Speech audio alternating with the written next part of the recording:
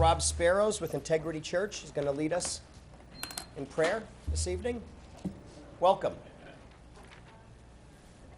I'd like to thank you for your service. Father, I thank you for this evening, Lord. I pray, Father, that the information that is brought before the City Council, Lord, would be good information, because good information leads to good decisions.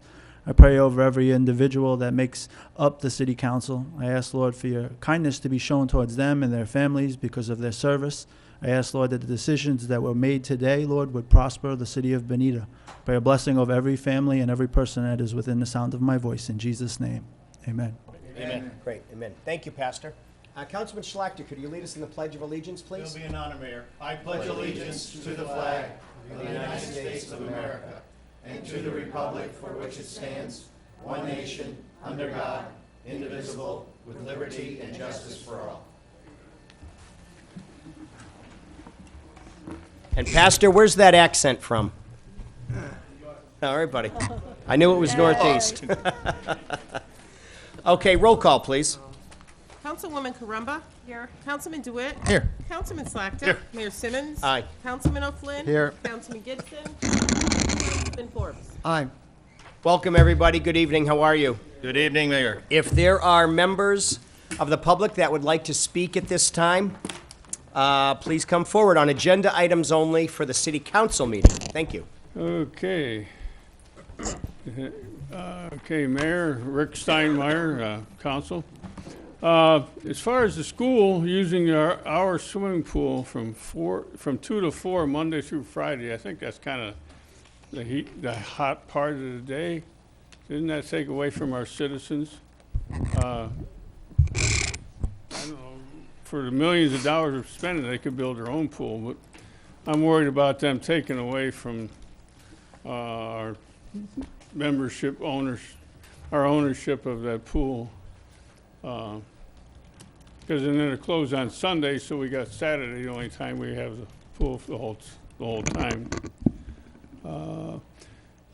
I would consider making these parties in the park put up their $500 returnable damage deposit. If it's returnable, what seems to be the problem? We're getting bigger and bigger crowds, especially when there's alcohol. There's an awful lot of alcohol going on at some of these parties. And eventually somebody's going to make a mess.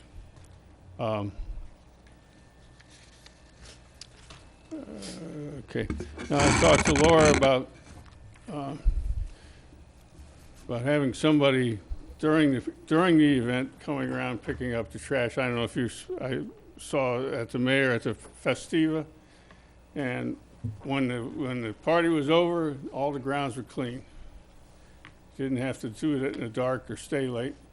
Now there was a problem around the restrooms where there wasn't any trash can around there. Laura assured me there'd be a trash can for the next party. So thank you very much. Great. Thank you, Rick.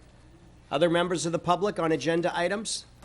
Good evening. Good evening, Mayor Simmons, members of council. My name is Paul Dickard. I'm a resident of Bonita Springs, but I come to you tonight as a representative of Herc Reynolds, your neighbor up the street, with respect to an agenda item that you'll be discussing tonight. I simply wanted to thank you for taking the discussion up, and also I'm available for questions if you have any further insight that you'd request from me. Thank you. Great. Thank you very much.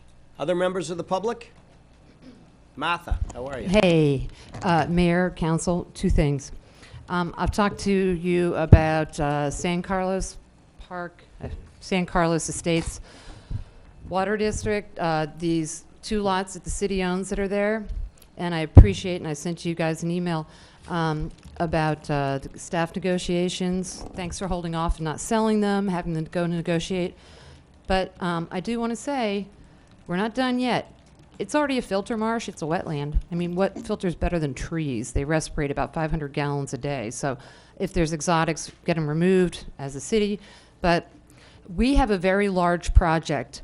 We fought for years, as you might remember, and probably some of the reason why some of you are here on council today, to get the water right.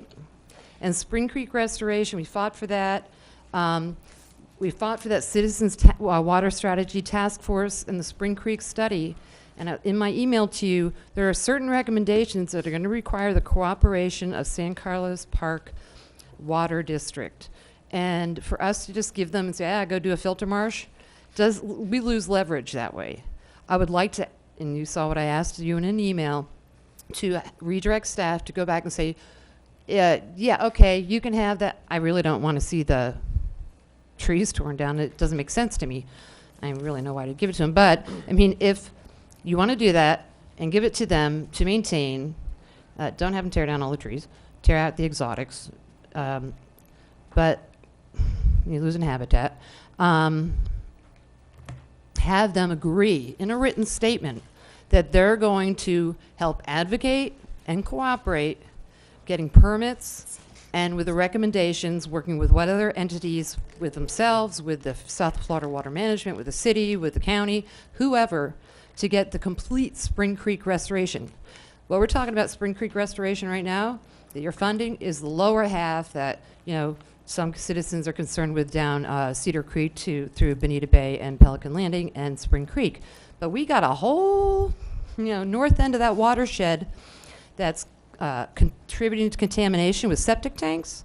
And then beyond that, the culvert, that needs to be unblocked and done, and the exotic vegetation taken out of the canals and weirs put in, and you see some of the recommendations. So 2 groups have said to you, through the Citizens Water Strategy Task Force, which is a year-long effort by citizens here who really bled to give you those recommendations, and so did council. And so do you, and some of you are now on council, to get that done too. And then we fought for that Spring Creek restoration study, and now we're here to do that lower half. So I want to ask you to do that. What was the other thing? Oh, the new festival that we're talking about. Pretty much the same people involved. And I did ask Parks and Rec when we left that event. They said, this is about the cleanest we've ever had it when people left the festival. So we're committed to doing that. If you could approve that, that'd be great. Waive all the fees. Thanks. Okay, Lions Club's up for it. Thank you. Other members of the public?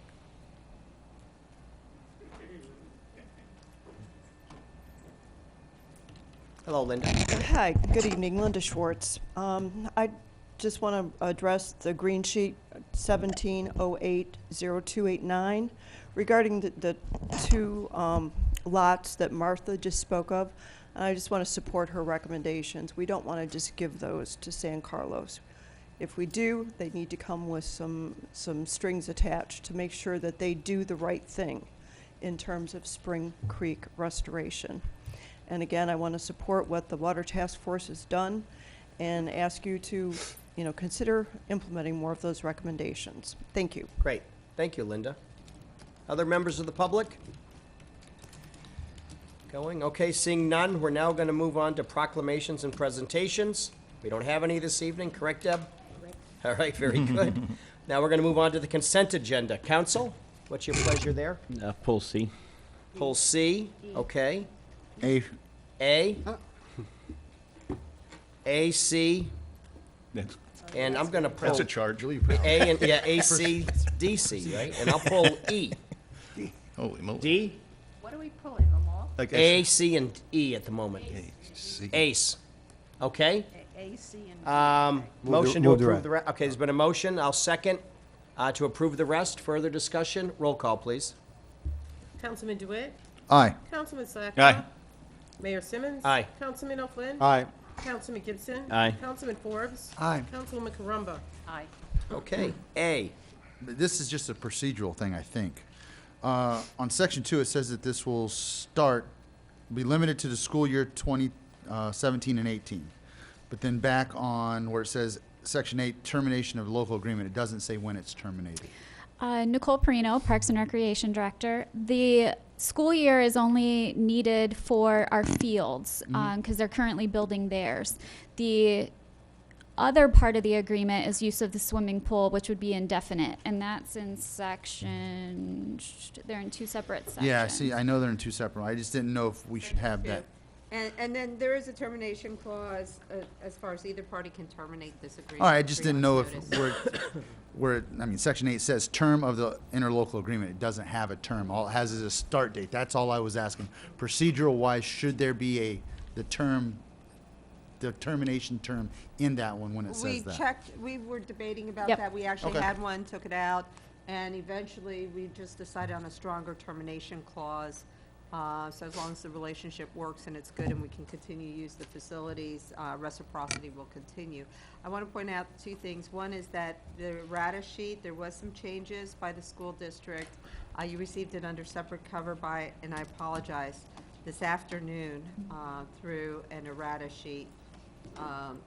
And most of the changes there related to background screening, because we did not have a background screening, which is a state statute requirement when you're talking about school facilities. And there was indemnification clause, they added an additional clause.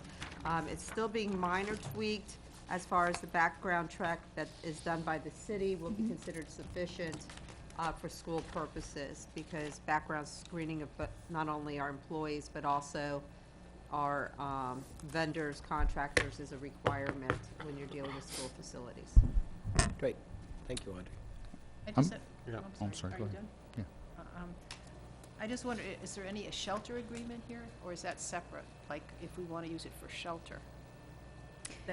This is not part of that. Excuse me? It's just strictly, this is strictly a Parks and Recreation interlocal agreement for the facilities to be mutual. We've done the other, it's not actually an interlocal, but we did do, pursuant to an interlocal we had with Lee County, we needed to make the finding for the access, and there could be a series of different interlocal agreements related on different subjects as it's going through the process. If I For a shelter. would might be add on to EM. it. So Like an we're emergency? we're talking their use of our facilities under this agreement. A future agreement will come forward. We've already started discussions. A future agreement will come forward about our, being the community's use of their new facility. We're not there yet. But we have it in here. that Well, we're this go- is just reciprocity of recreational facilities Right. only. Right. So in the future, we're going to have agreements in regard to maybe use for meetings or something like that, and also for shelter? That would be an addition? We are going to negotiate as Uh-huh. much as we can Okay. on that. So that's in Absolutely. process, that's the Yeah, response, okay. absolutely. Through the emergency management process, though. Exactly. County, Yeah. Move to approve. Move to approve. Second. Okay, there's been a motion and a second. Further discussion? Roll call, please. Councilman Slackton. Aye. Mayor Simmons. Aye. Councilman Flynn. Aye. Councilman Gibson. Aye. Councilman Forbes. Aye. Councilwoman Carumba. Aye. Councilman DeWitt. Aye. Okay, C. Mike? Yeah, I pulled that. We had both Martha and Linda speak about why we should maybe hold off on this and kind of look into if there's other options there, things that we should be doing to further the upstream of Spring Creek. Hey, Alex, how are you? Hey, good. This is Alex Boswell Ebersol, for the record, Assistant City Attorney. There are conditions in the deed that will convey these two parcels. The conditions aren't as detailed as the public comments were, but they do condition the transfer of property on, well, I mean, they condition the use of the property on water storage and quality projects. It's not very detailed, the way the conditions are. It's on page 3 of the packet. There's a deed. Page 3 of the packet behind the green sheet. But it's also the city's right under this deed to go in and file an affidavit claiming non-compliance with that condition. Yeah, I think this is more pertaining to other things that we're trying to get done with the water district. Okay, yeah. Not just on these properties, but Right. like as it was put, so-called strings attached to, if you want this to do a project, we really need other parts of your water district to help out with our Spring Creek restoration project. Okay, yeah, I don't know if the just conveyance of the property through a donated deed then is the way to insert those conditions. I will also say that the Water Management District has not been spoken to any detail about Spring Creek. So that would be a new discussion and new topic for them. We did not pay for these. These, as you will recall, these lots were put upon us by the county. They were not, they're not going to be usable for anything other than water quality projects. We thought that this was an opportunity certainly for someone else to be doing those improvement projects on those 2 lots instead of the city. So we have not discussed at all about opportunities for them to cooperate outside of those 2 lots. So those would be new discussions.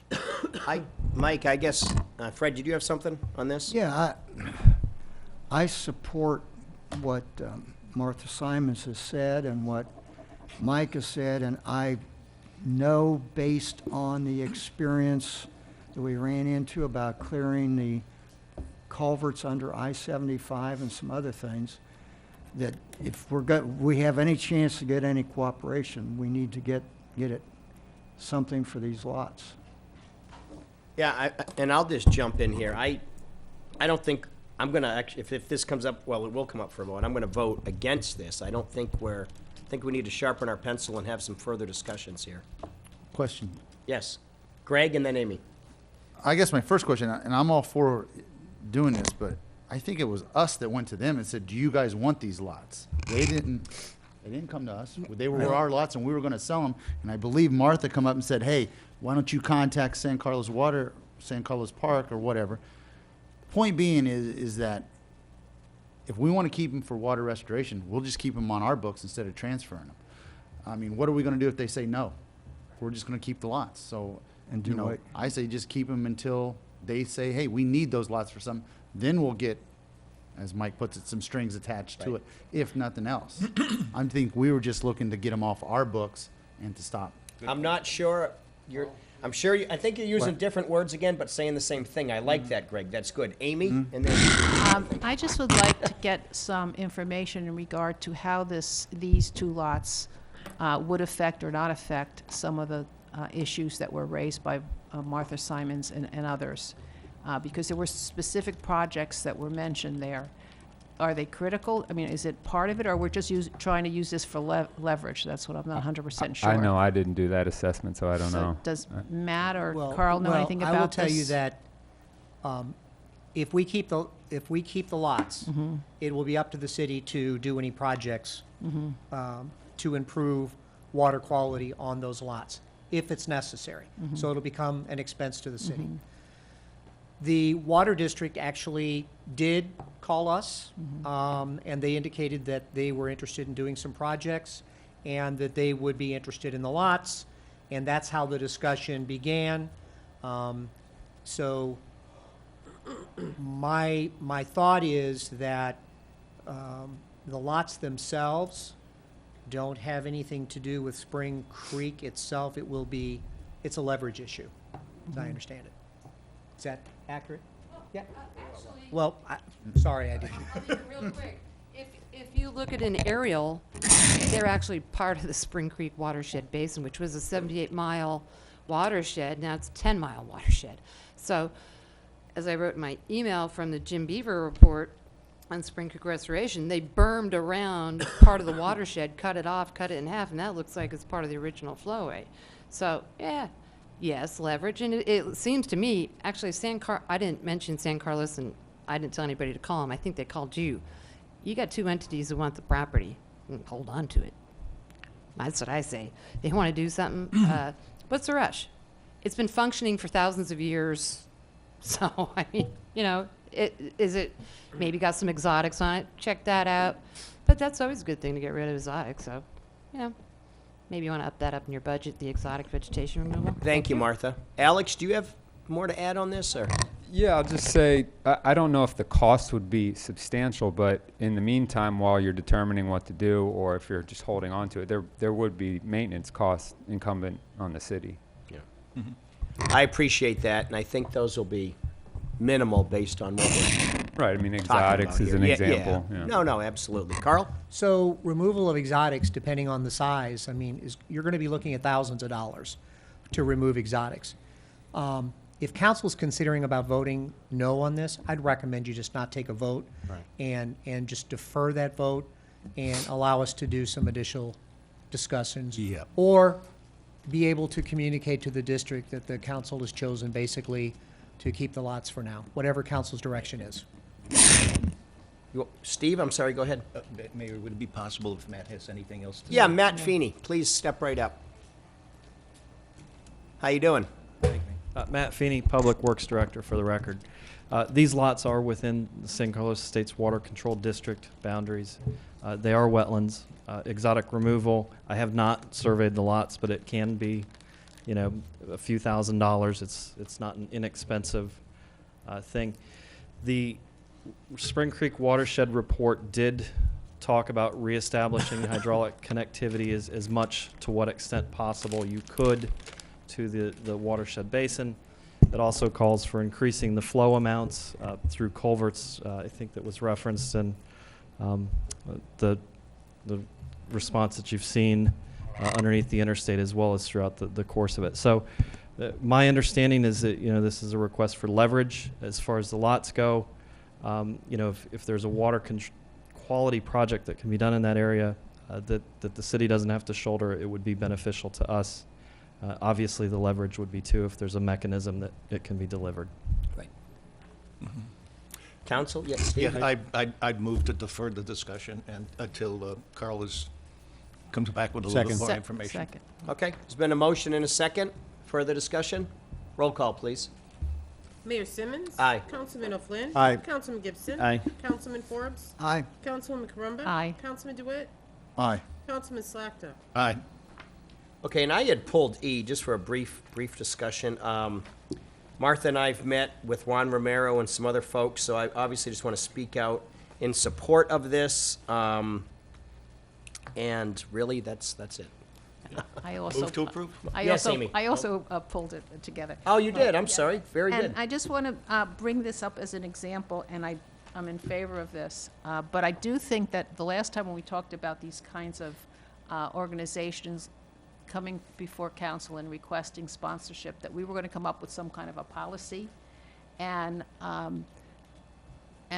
we haven't had it yet. So I guess it's just Well, one we've of- started, it's just and one of- I've it's been a just- pain it's- in the neck to it's start just- the process. It's just one of process. It's not that I'm Yeah. opposed to this. I think this is a very good thing, but I'd like to see how it falls in place with the other things that might come before us, and how we would apply our criterion and approach this. Absolutely, positively, and as Laura knows, I've been a pain in the neck, so we've started the process, but let's get there, absolutely. Laura Taylor, Communications Director, and we did hear you at the last council meeting, and we have begun researching other cities to look at processes and fees to update that process. We'll be bringing it back to you. In the meantime, we do have a few applications that are pending, so we're continuing to bring those forward with the old process, but we are hopeful that as soon as we get through some of the budgeting, we will be forward with the new updates and at least some options for you to consider for future events. I'm in support of this, obviously, but let me ask this, Laura, because we're going to have a budget workshop here again after this meeting. What if we were to table this? Is there a time crunch if we put this off to the next meeting? Yes, our applicants, they do want to come forward. We could do something as far as if you want to look at anything that's not 60 days out, holding that until we can get the processes updated. But at this point, you might just want to let a few go forward. We don't have a whole lot that are going to be coming at this time that I know of, but we're working on it. So really the recommendation would be to allow those forward until we come back to you with some updates and make that final decision. Okay. Well, I just want to, I was sort of thinking about having the event budget be sort of like a fund, you know, and that we somehow distribute it among the applicants, and that we give some kind of priority to local issues. You know, I don't know, but these are the kinds of directions that I think we want to go into. So, aside from the fact of a timing issue, I think it would be better to include it within that kind of concept and say we want to allocate whatever we're allocating to here, because they're asking for sponsorship, they're asking for those kinds of things. I don't even know what that costs, you know. So, but if we want to go forward with it, I am in favor of it, because I think this is something that we can develop. And we will be taking Yeah. into consideration for when we bring back the presentations for you, areas where we can be looking at fees, where we can be looking at some of the things that are being waived currently to see if those city revenues would offset other event costs. And we plan to do that, but we need a little more time for the research. So when we look at this, Laura, and I'm probably looking at it wrong, like I usually do, but they're asking for the waiving of $500 security deposit, $20 per hour rental fee and the $25 special events permit. That's what they're asking Yes. for, right? Right. Yes. Okay. But we always kind of waive that stuff, right? We have been Yeah. recently in the past, yes. Right. So they're really not asking for anything. Right. Okay. I just want to make, but it's for the Nothing- public to hear this. Nothing additional at this point. This has been standard protocol for Standard. years. When we Okay. first started the events, there was a need to get the people downtown. It wasn't really the spot to host events. So obviously with our improvements and the events that have been hosted down there, we've seen that change over the years, and the project will be done downtown soon. So it's perfect timing for us to reassess what fees you want to waive, what fees you want to, make sure that our applicants are paying.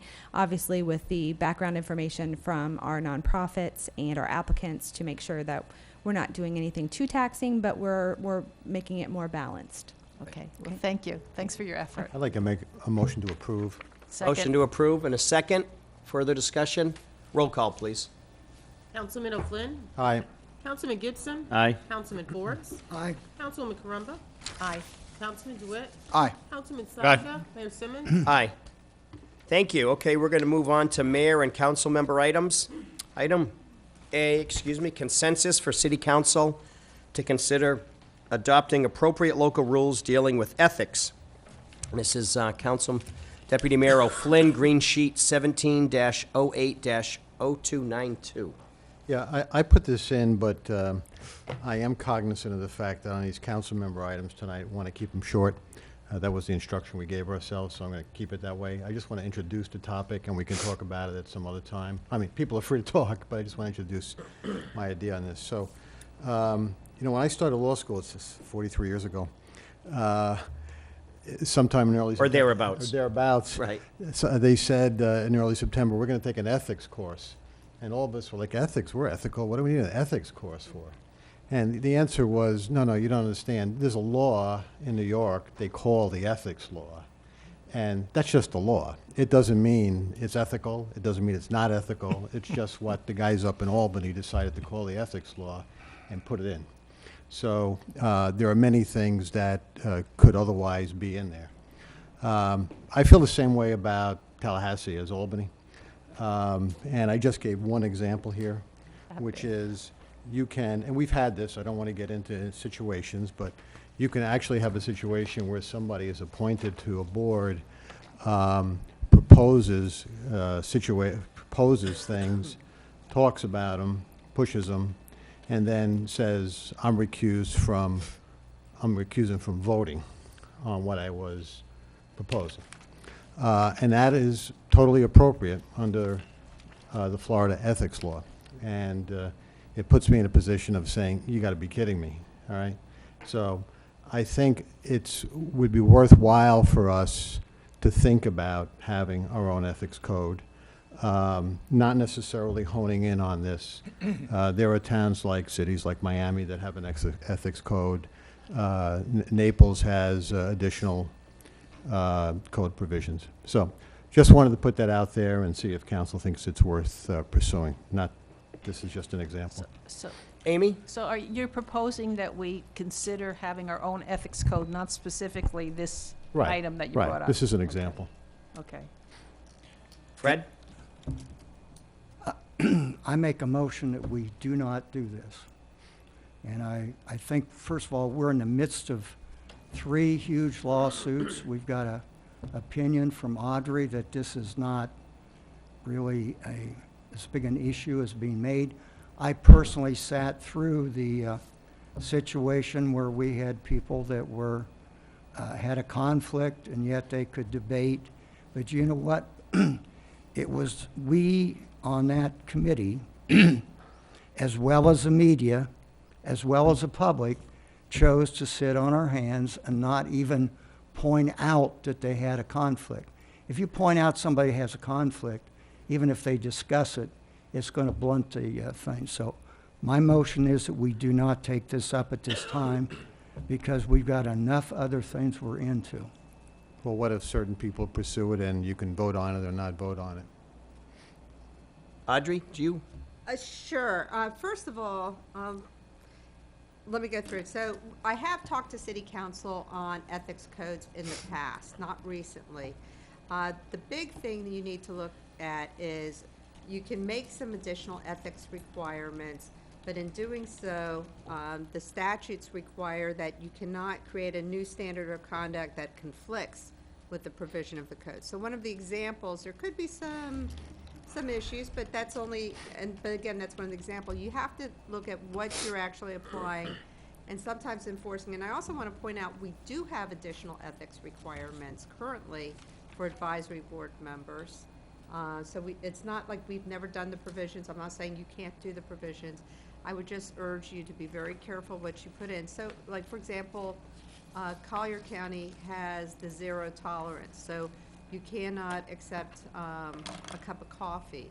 There's been situations where people cannot accept a ride from one part of building A to building C, because then whether or not, I mean, it goes to extremes, and you just need to make sure whatever you put in, people can actually adhere by that conduct, and it doesn't contravene with the state statute. You've been quoted as saying this, something like, this is not a big deal. Why do you believe that? Whatever Fred said, he said, Audrey, Yeah, Audrey has told us what? I talked to him personally about it. The issue is that when you set up a code, and remember, some places like West Palm or Broward or Miami all follow through with an internal investigator. So they have a separate enforcement arm to address some of their code. So let me make a suggestion. I'm not, obviously Sure. there are things we could do, things we cannot do. Right. I'm just really trying to have a policy discussion as to whether or not council thinks it's appropriate to consider having an additional ethics code. Obviously, there are going to be lines, and you're pointing out what those lines are. Right. And I appreciate that, but I'm just trying to understand if council has any interest. I guess my question would be, sorry to jump in, Mr. Mayor. I guess my question is the need there? And I don't know if I see the need right now. Steve? Yes, first of all, I'd like to second Fred's motion for discussion. What brought all this up? I mean, I'm sorry, I'm missing something. What brought this issue up? This is an example I've given. I don't think it's appropriate for somebody to be in a position where he or she presents something, argues for something on a dais as a member of a board, and spends their time doing that, and then brings it right up to the curb and then says, well, now I have a conflict, I'm not going to vote. In my view, they shouldn't be there to begin with if they have a voting conflict. And the state law says you can do it. I guess my question would be is if that person's the SME or the subject matter expert, wouldn't you want them arguing for or against it on either side? That's why, in my humble opinion, that's why we put them on that board, because of their expertise of some sort. Now, if they... No, but the premise, Greg, is that person, and by the way, I'm not talking about a specific situation. I mean, Fred's mentioned something, I'm not talking about. No, I understand. I'm just trying to see if the need is there. But the premise is that under the Florida statute, let me use the word he, has a voting conflict. Correct. Right? And that voting conflict means he has a certain percentage of ownership or whatever it is that he has a conflict. So that's a given. And I'm saying, in that case, I think it's untoward to have somebody pushing and advocating. Arguing for or against. Why? Pushing and advocating for something they legally cannot vote on because they have a conflict. To me, that's straightforward. To me, that's straightforward. Fred? Well, perhaps, I'm sorry. And then Amy. Oh, Fred okay. and then Oh, Amy. sorry. Okay. Number one, I go back to the point. I was on such a board. There were at least one, actually there was two, that had conflicts. The problem was those of us that were on the board, self-included, did not continually publicly bring up that we reminding the public that they had a conflict. Other than that, I don't see a problem with that. The other reason I'm saying this, if we give this consensus that was asked for, we could be back into something we've already talked about, and the majority of us said no to, and that is ex parte communication. And I can see it going from ex parte to other things, and I'm just saying, we've got we got 3 big litigation things going. And that should be our focus, and we're diluting, and we're going to drag in I'm sure, the special counsel we got in this. And it's just diluting their effort from the stuff they ought to work on. So I've made my motion. And Now, I was just going to Amy? say that it might be useful for anyone, and if, Deputy Mayor O'Flynn wants to be the spearhead for this, it's just to make a list of hypotheticals that we could look at, and we could decide whether this is something we Right. might want to explore, and we don't have to do anything more than that. We don't even have to say we have to have it done by 5 months or 6 Right. months. But just, let's think about certain things where some of us might have observed some behaviors that could be misconstrued as being a conflict of interest. So unless we've been longtime government watchers, we may not be aware of that. Because one of these things that you presented, I sort of agree with, and the other one I don't. That's my personal feeling, but I never even thought about it before you put it on the green sheet. So maybe there's something else that we should And to think about. underline, I am not talking about any specific situation. But there has to be some idea of why Right. this has been, I think, well, some of this sounds familiar because another council in another city had there was a report in the newspaper about some conflict. That's a different situation. But- That's a different situation. But it was, it had to do with a similar thing to this. So anyway, if council doesn't mind, I wouldn't mind hearing what the hypotheticals are, and we don't have to do it more than have somebody think about it. And if we don't want to think about it, we don't have to think about it. But- Okay. we need to Further let- discussion, Mike, I just and then Fred. think, Public if it's not broke, don't fix it. I don't think we're having a problem with this, so I don't think we should be expunging time on this when we have plenty of other things to do instead of dealing with hypotheticals. So that's just my 2 cents. Thanks, Mike. Fred? I was going to say, do we have to have public comment before we vote, I think? No. Just our discussion. Pete, do you have anything else? No, I'm good. Okay. There's been a motion and a second. And the motion is, Fred, restate it, please. Motion is that we do not get into this, we're not giving a consensus, we're not looking at a list, we're going on with what we've got right now. So an aye vote is to not go forward. Okay, just wanted to make that clear. Okay, there's been a motion and a second. Further discussion? Roll call, please. Councilman Gibson, Aye. Councilman Forbes, Aye. Councilwoman Carumba, No. Councilman DeWitt, Aye. Councilman Slackton. Aye. Mayor Simmons. No. Councilman O'Flynn. No. Vote passes 4-3. Okay, B, request for city council guidance on the approval process for 2 additional building signs at Herc Rentals headquarters located at 27500 Riverview Center Boulevard. And I brought this forward because I was approached and had discussions and meetings with Herc. And Arlene, do you want to kick this off, please? Correct. Thank you, Thank Mayor. To give a little bit of background, the sign contractor for Herc Rentals came forward to community development, and unfortunately, the way it was presented, they were unable to approve 2 building signs that Herc had asked for. It would require either an administrative or public hearing deviation process. So we've laid out an opportunity for council to give guidance to staff as to whether you feel it's appropriate for us to be able to provide the administrative deviation, thereby allowing those 2 signs. We've gone through an analysis of the architecture of the building and how we feel that there does lend tendencies to approve those signs.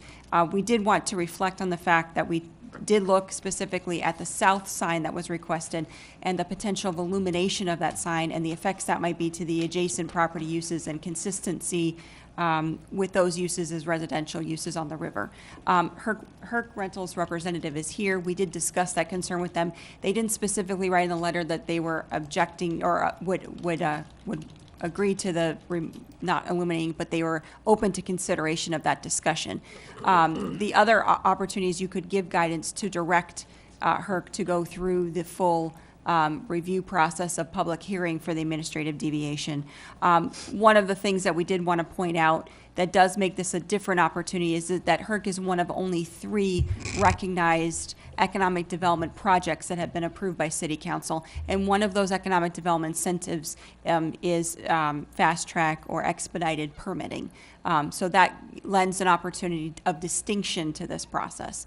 John Dahmer's also here to give any more specifics in the community development and land development code regulation, but that's just a brief synopsis. No, I appreciate that. John, would you come up and Arlene, kind of rephrase what Arlene said about the 3? Yes, sir. Right now, the way that we've analyzed this is that council can process this application or give guidance to process this one of 3 ways. An amendment to the plan development that can be done administratively or through a public hearing or through a special exception. Special exception is available to you because of the US 41 overlay and how certain regulations have been written and included in that would allow a different process to proceed. What I think we've done and what Arlene has outlined is to really take a look at what the possible impacts of these signs would be and to provide guidance that, in staff's view, a deviation would probably be the most appropriate process. It is up to council, obviously, for all 3, but also to determine if you do decide a deviation is appropriate, is a public hearing or an administration process through that deviation appropriate? But, all right, so my question to you is, can you restate, Arlene, about the 3 companies? It's one of only 3 companies. Can you explain that again and walk us through that? So the City Council has approved 3 economic development citywide projects, which are actually reflected in your fiscal year budget 2017 and are proposed into 2018. Those 3 companies are Special Coatings, HERC Rentals, and Camuto Group. You do not have any at this time currently approved, and as moving forward in the 2018 budget, there is not any recommendation for funding of future projects. So, and in the list of incentives that we provide to those approved citywide projects, one of those in the administrative code is expedited permitting process. So, John, thank you, Arlene. In that expedited permitting process, hearing that, what do you recommend? What would your suggestion be? My suggestion would be for council to determine what you think possible impacts would be. Based on what Arlene has outlined, we believe that they are minimal under those situations, and we would recommend that you handle this administratively, or recommend that we handle it administratively. However, if council disagrees and feels that these signs would be more of an impact, then obviously the public hearing process would be appropriate. However, I think that based upon the size, scale, location, and unique characteristics of this property, if council does determine an administrative process is appropriate, I think we can completely support that decision and believe that any potential impacts can be addressed. Okay, council? Amy? And then Pete. No, I. Actually, you know what, Amy, I'm sorry. It's in your district. Go ahead. So Well, no, and I'm districtless, Is that as right, we Amy? know. But I so drive by it It's in your all the time. district, and then we'll go. Amy hit the button first. Yeah. Where's the button? Well, to state the obvious, we're thrilled HERC is here. I think those signs on 41 are elegant for signs. You know, they've gone out of the way not to emphasize the yellow, just a little swish up top. So I'd be all for that. The only thing I have a concern about is on the river and lighting that up at night, because at night the signs are bright, you know, and people are on the river, and also across the way we're going to have development there, and it's by every indication it's going to be residential development. So I noticed they were very gracious in putting their language in here about sensitivity to that, and the way it's phrased is, well, they're indicating a sensitivity, and I hopefully that they would take that over the line and have a sign there on the riverside, but not have it illuminated. And if we could get to that point, which I hope we could, I would just have it done administratively and expedite this thing and get it done, is my idea. Okay, Amy? Ditto. Ditto. That's why I wanted to go first. Right, okay. No, I agree with everything. I think the sign is very appropriate for the site, and it's an asset, but I do think we should agree to do it an administrative deviation with the lighting suggestions that staff has recommended. I would just like to ask you if you would tie any formal motion to the fact that they're one of 3 designate Absolutely. economic development projects so that we do not, we're clearly setting the precedent and understanding what this administrative purpose is for. I would make that motion, at what I said, together with what Arlene said. Second. Okay. Combine with what John Dolmer said. Combine H- with- How's that? All right. Fantastic, sir. Okay, there's been a motion and a second. Is there further discussion? Yeah, I guess my question is it gonna come back to us whether this sign's illuminated on the south side or not? Or are we leaving it up to you to make that decision? I believe the motion, as I understand it, is that if it's going to be administrative, it needs to be non-illuminated. However, the representative from Herc is here to. Yeah, could we hear from? Thank you. Certainly, and thank you very much. We would certainly agree to that accommodation and be very grateful for that. To the non-illumination? Exactly. Okay. Thank you so much. Wonderful. Thank you very much. Thanks for being here. Okay, there's been a motion and a second. Further discussion? Roll call, please. Councilman Forbes? Aye. Councilwoman Caramba? Aye. Councilman DeWitt? Aye. Councilman Slackton? Aye. Mayor Simmons? Aye. Councilman O'Flynn? Aye. Councilman Gibson? Aye. Great. Thank you. I just have a quick note on Yes, something, Peter. which is, something was brought up, so to put somebody's mind at ease. On this ethics, nothing to do with ex parte. So, just so. Oh, okay. Thanks for that, Pete. Yeah. We now have an errata sheet, item C, discuss and develop guidelines for individual council members making contact and asking questions to get a legal interpretation or request research or recommendations from our special counsel. And this came from Councilman Fred Forbes, Green Sheet 17-080298. Fred. Yeah, basically, if you remember, we started out with special counsels, and they were hired at that time to deal with 3 or 4 big pending potential problems that turned into lawsuits. And then later we expanded their scope of services and at that time, because it was dealing with legal issues going into lawsuits, which turned into lawsuits, we agreed at that time that any city council member could call that special counsel without even going through Audrey or Audrey being in the room because of the importance of those projects, and we all have good ideas. Some of us want to talk strategies. Some of us want to get status information, whatever. Now, what's happened is we expanded their services, which was the thing to do, to include land use, land issues, zoning, and all that. And I'm guilty of it, so I'm criticizing myself. Liberating. I do it all the time, Fred. We agreed that same condition would prevail with that, and I believe that was a wrong decision because we have a number of us that are calling about things that are not pertaining to lawsuits. We don't know about it. We're running up the dollar meter. I think the best way to do this is if any one of us wants to call on something other than on those lawsuits, that they would bring it in front of council. And if we agree with it, then they go, because when they do it that way, let's say I have an idea, I want to call them about X, Y, Z. Amy may come along and say, well, yeah, I agree with that, but I'm interested in adding to that this. So right now, none of us know what we're doing with that special counsel on land, other than what little stuff kind of creeps out under the door. That dollar meter is running, and also the other thing we have to keep in mind, which I said before, we're in the midst of 3 big lawsuits, big chips on the table, if you want to look at it that way. That firm is only so big, and the more we dilute their efforts on other things, so I think we're telling staff, cut costs. We've done this, done that, so we need to simply adopt a process where we're not going to do this unless we agree to one of us calling on a subject. Doesn't restrict it on, probably the odds are most of the calls would be approved anyway. But we all know, and we can contribute to what the purpose of the call may or may not be. So that is my, and I would like to make a motion to that effect.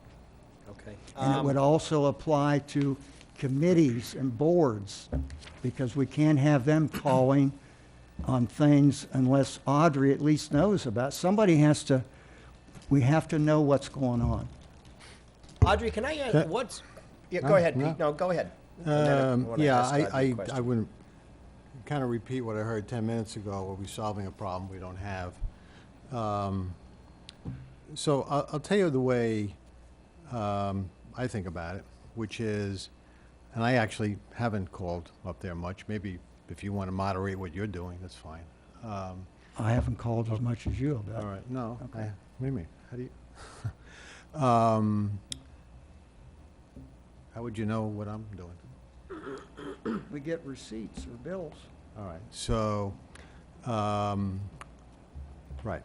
So I think the notion should be that the person, if we want to call, is available for a phone call, not for assignments, not for anything substantial.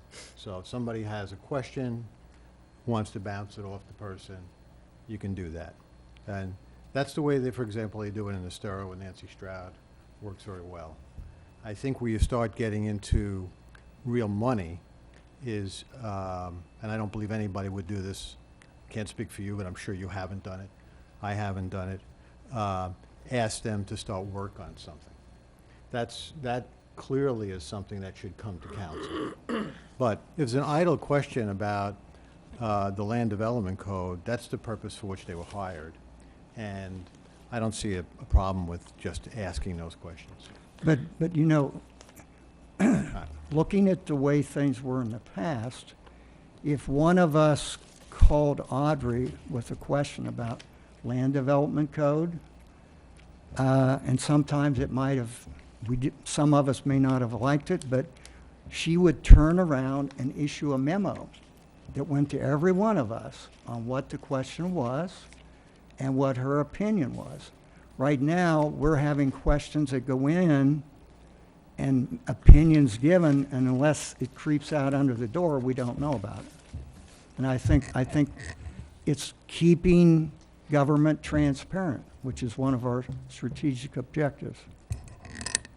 Okay. Mayor, Other I'll second Steve? his motion and, bring it up for discussion. And if I might, if this motion passes, then I will give you an area where I think this, had this been done a little different, we might be in a different situation. Okay, Audrey, my question to you, Greg, did you have something? I'm I sorry. did, but I'll defer to you. Go ahead, you sir. go first. Amy? I have Yes, something. yes, you can go first this time. No, How's no, that? you go first. You spoke up first. We need We're those, thinking alike right we now, need so those you may buttons. answer us. My sister is a council person in Lovelet, New Jersey, and they have it where there is actually a button that activates their mic. Yeah. That's how they get into Can I get one to deactivate it? the. Oh, yeah. The mayor has that. He can turn it off. No, you go first. I don't have a hard time asking this question. I guess I'm trying to figure out the right words to use. They don't have to be right, correct? I use the wrong ones all the time.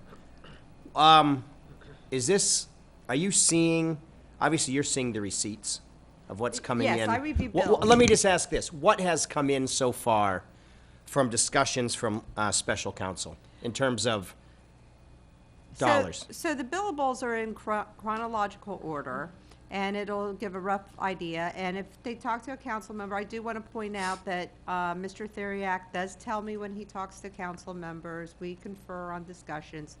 And I have made it clear to Councilman Forbes, I don't have a problem with him talking to council members. Here's where I have an issue, and it's shame on me as well as shame on Mr. Theriak, which is when we first started talking about using outside counsel for additional expansive uses, Mr. Theriak requested time before we actually had an agreement to kind of get a gauge of what's going on out there. So in the most recent billing, for example, I received June billing just a day or two ago, so I went through the June billing.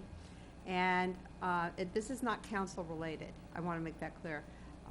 There were things that I had not seen that I had questions about that I wanted to ask, because if I see 4 hours, 6 hours on memorandum of law and I've never seen a copy of it, I kind of want to know what's going on, on billing. And the billing is, the area where I'm having problems in the billing or getting a handle on the billing, it's not their fault, it's not my fault. It's that we do not have a process, and we're gonna be working on that process. Mr. Theriak and I agreed to do that, to make sure the lawyers are the most productive and their time is not wasted. Now, this does not apply to council. Council can freely, that was council's direction to go forward. The concern I had is that they're working on possibly a complete change in our land development code, and they've been spending significant hours doing so, and I don't think it's, I've asked them directly, it's not because of any particular council member or even zoning board member, but there was time spent, and I said, we need to get some conceptual approvals before you spend more time on this, Right. because it's scaring me. Right. Per hour. The other thing where I've had some problems is I've had advisory board members call to either bounce a question, and if we are treating this as, I keep seeing the case law in my head, so Cherry Communications, as I'm the attorney for the advisory board and they're the attorney for staff, I don't understand why an advisory board, a zoning board member would call them, because that's completely opposite to what is supposed to be occurring. And I certainly had problems, and I brought it to Mr. Dolmer's attention, and some was I was out of town. They contacted, not Mr. Theriak, but another lawyer there, and a great lawyer, and he did work with them, but it was like 4 hours, which is $1,000, give or take a few, a little bit of time there, on a $250 application. And I can't understand why that couldn't have waited till either I came back or it could have gone to Alex. Because here was somebody relatively low on the threshold making calls to lawyers, and that's where I need to have a better process or better handle on a gatekeeper situation, because quite frankly, I don't want somebody using their entire salary's worth of what they're paid, contacting the attorneys for assistance, when we do have attorneys accessible to them, and then making an option on something that's not necessarily related to the lawsuits. Let me do it this way, if I can, Pete. Hang on just a second. So right now, the process is, there is no process, correct? That's correct. Any member of council can pick up the phone without contacting you and contact special counsel. Yes. And he'll respond without checking with you? Of course. And just talk to them and hit start on the meter? Yes. Is that how it works right now? Okay. What do we have for a total so far? How many hours have we been billed under this system? For council members or for total work? Let me start with council members, and then I want to start with, I wouldn't be able to tell you. I know that there was that phone call that we talked about that I went deer in the headlights, would probably be the best way of explaining, that we spent 3.5 hours. There was other subjects that were discussed that day. But that was with you. Yes, I was physically present. Yes, I was physically present. That was not a one-off conversation. No. Thank you. No, it was not. And, but, it's usually reviewed email by somebody, 0.10 hours, drafted email back, 0.10. let me ask it this typing. way. Is it 10 hours, 50 hours, 100 than hours? 10 for all Less than council 10, members. okay. So minimal hours here we're talking about. I'm Less saying than I don't 10 have a hours. problem with council members. No, I understand, but just in the spirit of this, we're looking to develop a process. So I'm just trying to break it down and hopefully have it make sense and develop a process, right, that we use moving forward, that's all. So thank you, Audrey. Fred? Well, two things. I Number could skip. one, before, the way Oh, I'm it used sorry. to be, whenever one of us posed a question to Audrey, there was an emailed memo that went to all of us about the question and whatever she said. Now we're operating in a vacuum. And like I said, if this motion passes, then I will bring up another thing which shows you what kind of a situation you can get into by the situation. And I've already taken the rap. I said, when I made the motion, I said, yeah, we can just go ahead and do it like we're doing special counsel on the lawsuits. But there's one heck of a lot of difference. Can I make a suggestion, which is, I don't think other than members, I think only members of council should be calling the person. I think Audrey just said it's 10 hours since inception. Do you At think most. ballpark at most for everybody on council? It's basically minimal. So thank you for clarifying that, obviously, so that, No, the So- bigger problem yeah. is other people Right. thinking that that right. has been So allowed, why don't we and just? that's where I'm having I'm sorry, problems. is this all right, Peter? I just, want. Yeah, it's all right, but then I want to get to Amy. Go ahead, Amy. Second time you did it. No, no. There are some interesting things that Fred have brought up. First of all, I totally agree that council should be free to call a special counsel when they need to, and we're adults. We should be able to do that judiciously. And I personally have never called the council, so if somebody wants my time, they can have it. Have mine too. But I do agree that we should have Audrey be the appropriate gatekeeper for anyone else that wants to call them, and then you could divert it to some lesser advice if that's necessary, and we rely upon your professionalism to do that. So I agree with that. But what Fred has brought up is something that goes beyond this particular issue, and that is that there are some conversations, and we can talk about ex parte, we can talk about conversations with a special counsel where I would like to know what other counsel what's in their head, and I don't know how we can do that and not go awry with the sunshine law. Like, for example, if there was a question that's raised to special counsel, and I assume that you would be apprised of it, would you be possible to say, this is this issue has been addressed by our special counsel this way, so that we could know what's in other people's mind? Well, again, I cannot be an Yeah. intermediary or Uh-huh. conduit. We can have, and we'll talk about that a little bit later on, because I don't know if any of you saw the email I sent you around 3 in the afternoon. I'll be asking for a shade meeting. I could do it now if you wish. But generally, we can get outside counsel here if there's a question. We can provide some. I can provide you with more one-on-ones because I'm in constant contact with outside counsel, so I have an idea of what's going on. But I mean, I don't really, in many ways, I don't see how we can function without at least knowing what the topic is. We don't have to know the answer, but is there something that's of importance? Should we bring it publicly? I mean, that part of your suggestion was amenable to me, because I like to know what everybody is thinking about. Let me give an example. I kind of disagree with that under the sunshine law. I really do. Well, because- if we do it in council, we No, can say.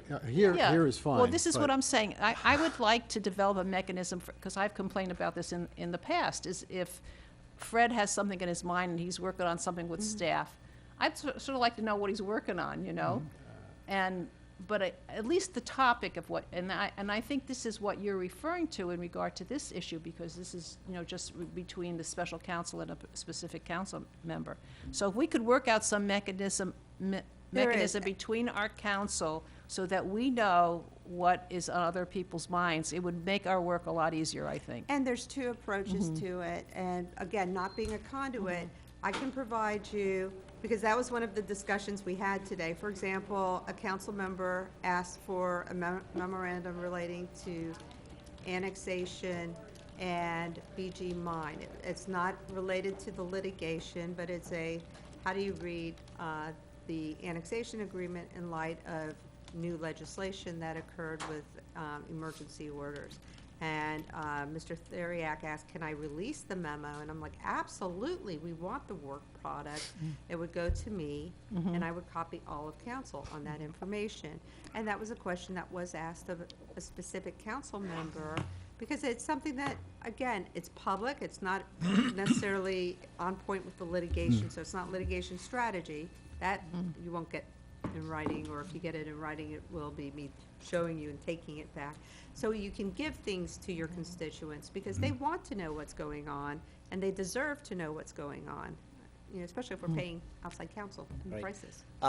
Amy, did you have something? No, further? I mean, that's just, we need to, I would recommend that we resolve this in some reasonable way. And I agree Mr. with you, for Theriak sure. and I are planning to spend some hang on. time on it in 2 weeks from now. As I mentioned, and again, I don't think everybody reads my memos, so I'm just going to mention it here. On August 14th, we're going to court.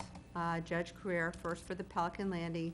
City's requesting a rehearing when we were, our motion, or when WCI's motion to dismiss won, rehearing.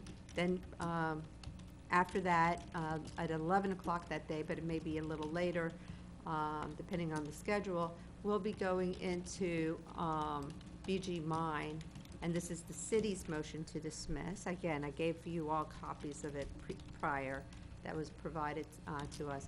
After that, Mr. Theriak and I plan to hammer out some of these discussions so we have a clear process, because there was direction for them to be given all of community development zoning cases and comp plan cases, and that's great, but then I get other permits and other things that come in, and sometimes I need their help.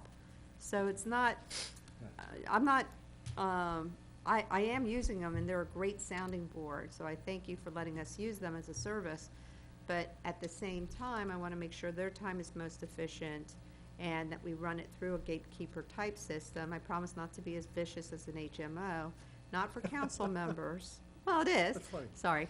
But making sure that their time, their expertise is not used. And so people that just need accessibility can use us.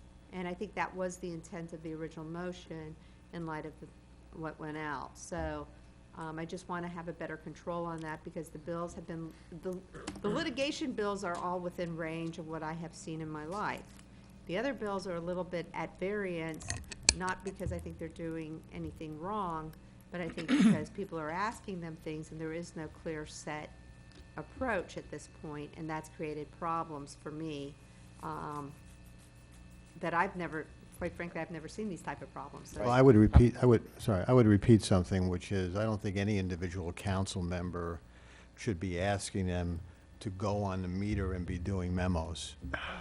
I don't know if that was done, but I think they decided a memo made more sense. all right. And sometimes the memo, and that, the memo does make sense because you're able to then share, just like I like to share things Okay. with you, maybe too much, but, because that way I know you guys have the information or have access to. Thank you, Audrey. Greg and then Fred. All right, yeah, just a couple comments and questions. First comment would be, if this is allowed to go forward and city, and a council member does contact them, and you're contacted by them also, can't you on a one-way communication say, so-and-so pose this question to special counsel as a one-way communication? Absolutely.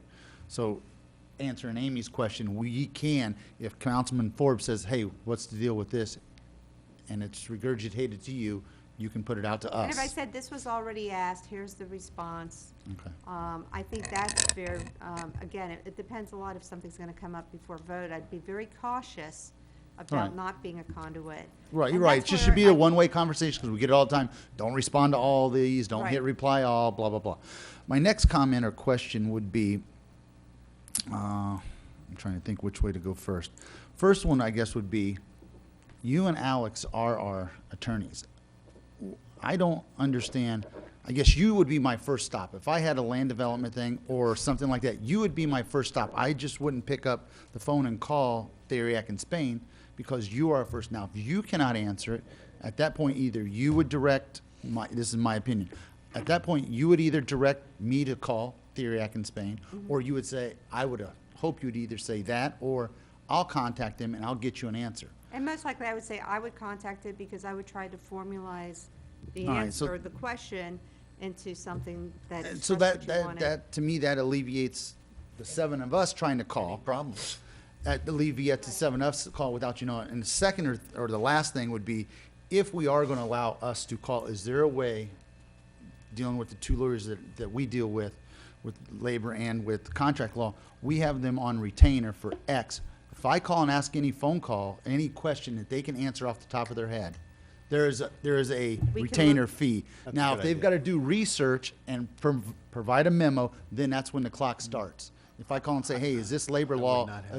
Okay, now a retainer would be for their hourly time, but you could have something. But set it's up- for unlimited we- phone calls, is what we could- it's right, kind we of what could I'm s- getting We could set at. up a lump sum for certain work I know performance. for Lewis, Longley, and Walker, and Uh-huh. Norton Allen and Blue, we pay X a year. And that's unlimited phone calls if they can answer that on the phone right there. If they have to do research on said topic, that's when a new clock starts at a different rate of pay. Greg, can I just add, though? Yes. I made the point before, but I think if they can give you a quick view on something, fine, but I do not think without coming to council or with Audrey, without some other process, that they should be going off and doing any memo. Oh, I agree with you 100%, and that's what I'm trying to Yeah. get. I Yeah. mean, Yeah, and I'm going to jump in here, and then I'm going to go to Fred. I would say exactly right.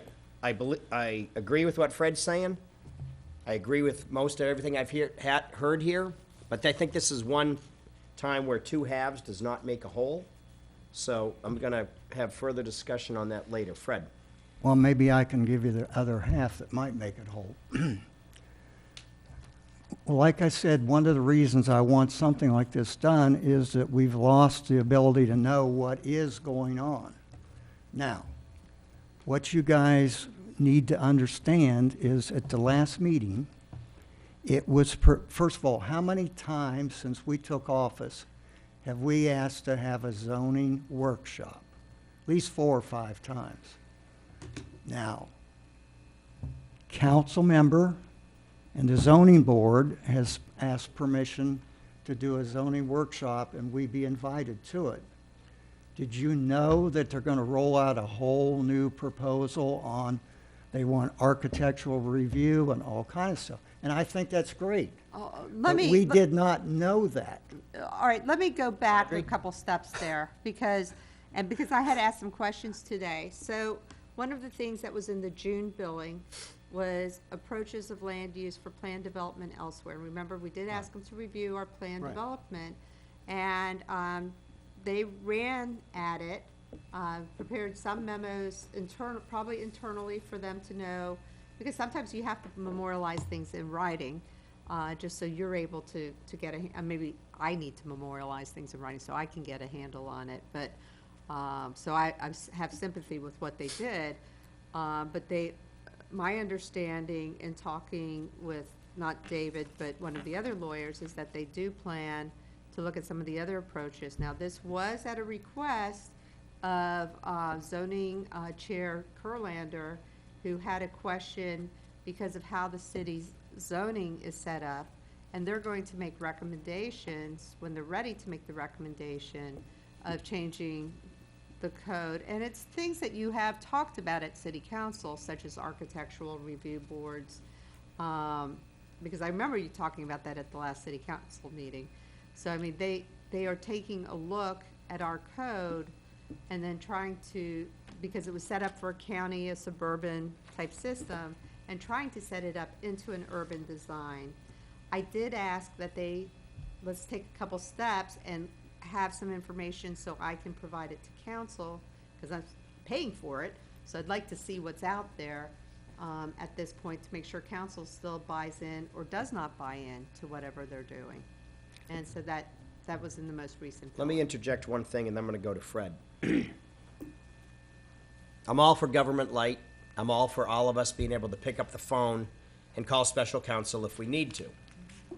However, if 7 of us pick up the phone on the same subject without a process in place, that's ridiculous, and we're going to get billed for all those calls. So initially, I think we have to check with Audrey, and if it's not Audrey, Alex, Carl, Arlene, Matt, Laura, somebody, to say, here's what's on my mind. Can I call special counsel, or phrase it any way you want? You can say, we've had 4 other council members give that request. There's no need to call. We're looking into it, or it's been resolved, or whatever the case is, right? I mean, I say right in my mind, right? We can avoid duplication. You may know the answer. Alex may know the answer. Then that avoids that avoids the phone call altogether and billing. So I just want to throw that out for people to think about for a second. Fred? Well, couple points here. First of all, what you're saying, unless those opinions get committed to something in writing like Audrey commonly does, we don't know what the answer was. But more important, and there was a city council member on the phone with the chairman of the zoning board on this, if we had known that this was going to be a rollout, first of all, I think this thing should be delayed until we know what they're talking about. If we were doing it, I would say, let's invite the people from Estero that have design review and hear what, because they happen to be from Bonita in most cases. I would also want to have the LPA sitting here participating in it. The way it is now, it's obvious to me that it's designed that they want to add this to the duties and powers of the zoning board. I think that we are the ones that set the policy in it. I think that this is an example of what can happen when there's not full disclosure and what's going on.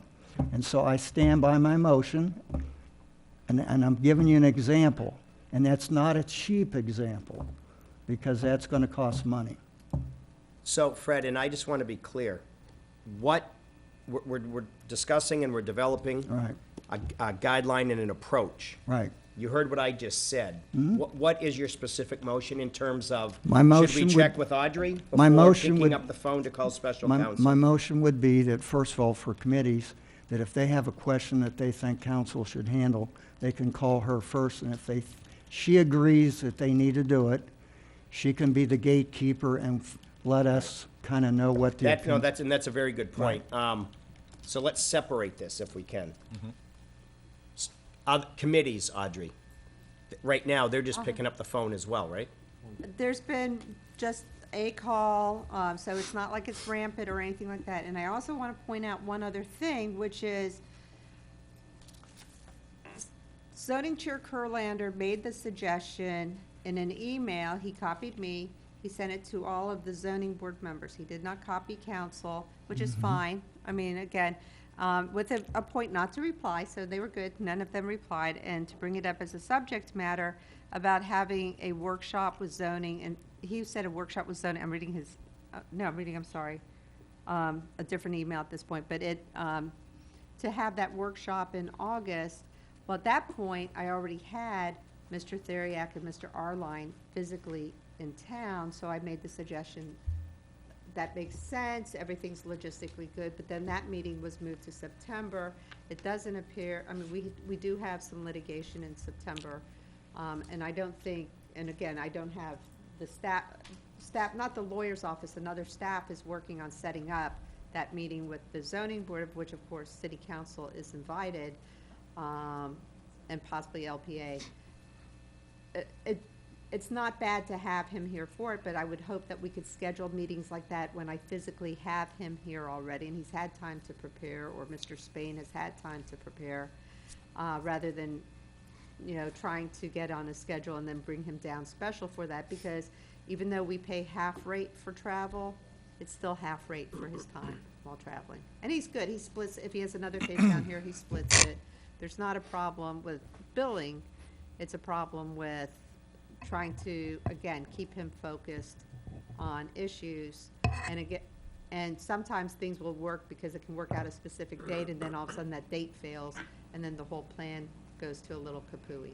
So if we could, and Fred, this is your motion, what I'd like to see, I'd like to first have a motion, if we could, on council, so we know what has happened thus far, but we're trying to establish what happens moving forward for years to come. So I'd like to separate it out, and it may be the same thing ultimately for how we handle this among council members, and then how we handle this among committee members. Well, I'll amend my motion on the council members to be this way, that if a council member wants to call and it doesn't pertain to the lawsuits, that they call, and then the special counsel has got to let Audrey know about the call, what the subject was, and what opinion was given, so that we all get it like we used to when we ask her a question. Well, and that's about transparency, because if I don't know what somebody found out about something, then I might. No, and I disagree with you slightly, Fred, unless I heard it, only in the sense that checking with Audrey, if we have something on our minds, right off the bat, Audrey's going to say, 5 other people have called me, 2 other people have called me. There's no need for any of us to call special counsel if it's already been addressed. Right. If it hasn't, and I hate to say we've just checked with Audrey, go for it. But if it's 5 other people have already called, there's no need. But if they do go for it, then there's got to be a memo. Correct. And she can write the memo because that'll reduce our costs. Okay. But right now, we're flying blind. Right, we are. And I've given you an example of what's happened here by not full disclosure. Right. To quote Flash Gordon, we're flying blind in a rocket cycle at the Right. moment. So let me Steve, start. Greg, and then Peter. Mayor, I kind of believe in the chain of command, and what you said was the way I kind of feel. Why do I need to call special counsel? Why is it I don't go to Audrey and it stays with Audrey? That's it. And then we don't have anything to worry about as far as I'm concerned. No council member should call special counsel. That's what I agree about. Thanks, Steve. Greg? I kind of feel the same way. You know, we hired, Councilman Forbes made a comment that unless it pertains to the lawsuit, then in my opinion, that's why Theriac and Spain was retained, was because of the lawsuits and because of other minor issues. No one, I don't think any one of us, including city council and or other committees or zoning boards or LPAs should be calling any special counsel without contacting and asking Audrey that question first.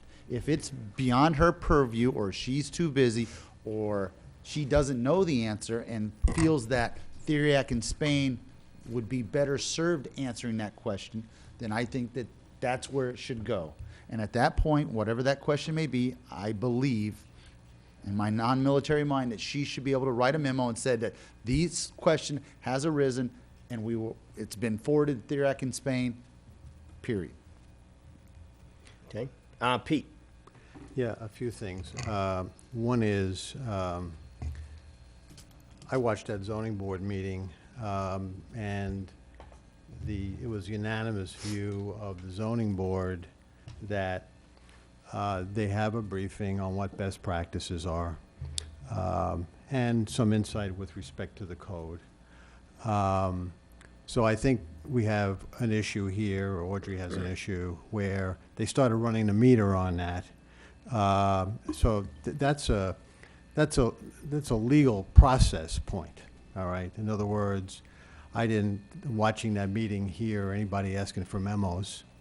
So I think, I'm trying to divorce a few different things here, all right? Second point is, I think it's clear no one on zoning board should be calling and asking for advice. Third point is, Audrey has said I'm back on this point of what problem are we solving here? Leaving aside Fred wants to know what everybody else thinks, all right? It's 10 hours since inception, ballpark you're saying, 10 hours. I never looked at right, it. You never, right, it's not popping out, all right? So the motion that we passed in January unanimously was that independent outside counsel designated by city council should be assigned to work with our community development office on land use matters, including all plan development matters. Council would be part of the community development function, charged with helping to enhance work product. He or she will, of course, coordinate with the city attorney. Council will work with community development to assure a process is developed so that, quote, all sides of each proposed plan development are presented with reference to applicable law as well as relevant zoning history concerning the property. Among other things, independent counsel will also consult with city council on an expedited basis to develop ways for enhanced transparency and improvements in the city's land development process.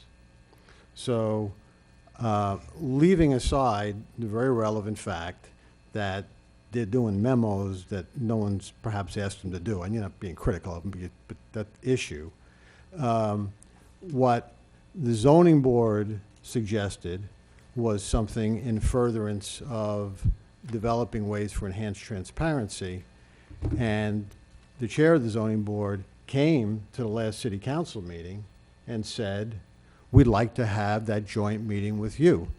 And everybody on this board said yes. So, I mean, to me, we're progressing toward what our goal was in January. And I think that's fine.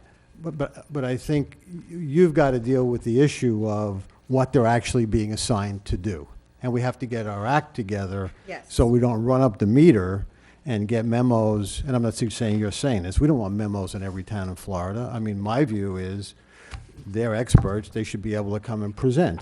It shouldn't have a lot of background work needed. So I think there's kind of an execution issue here There of what is. they're doing. But otherwise, it's what, and it's not a small one, Fred, I agree with that. It's an execution issue, but otherwise, they're doing exactly the job they were hired for that we unanimously voted for in January. And again, because it needs time to get the handle on it, Right. we do not have an agreement yet because they wanted to see what, scoping was Right. basically the situation. And so what's happening is because of the scoping, I'm seeing bills, the litigation is not an issue whatsoever because everything has fallen in with range Right. of what I've always paid. So it looks well within the marks of everybody else. Can I, I'm sorry. I mean, that's a good thing. Peter, can I ask if John could come up, because John,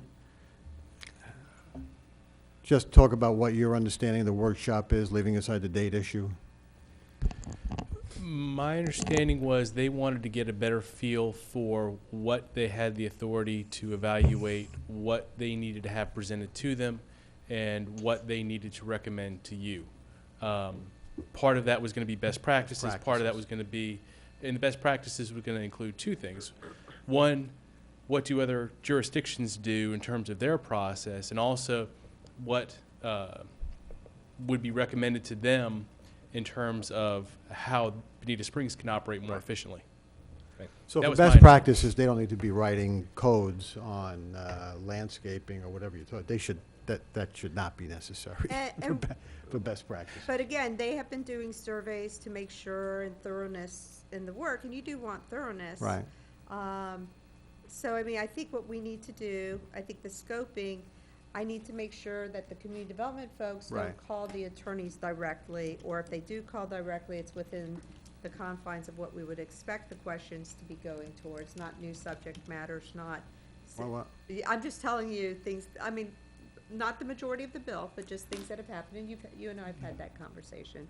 So we get a good process forward. I did not expect this green sheet today. I did not want this green sheet today. Okay.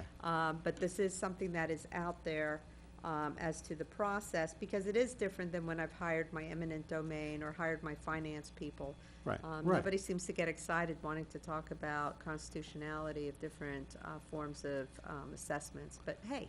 All right, but so what if community development, which is what we talked about on this green sheet, just works with them, consulting with you on what would be an appropriate presentation to hit the bullseye?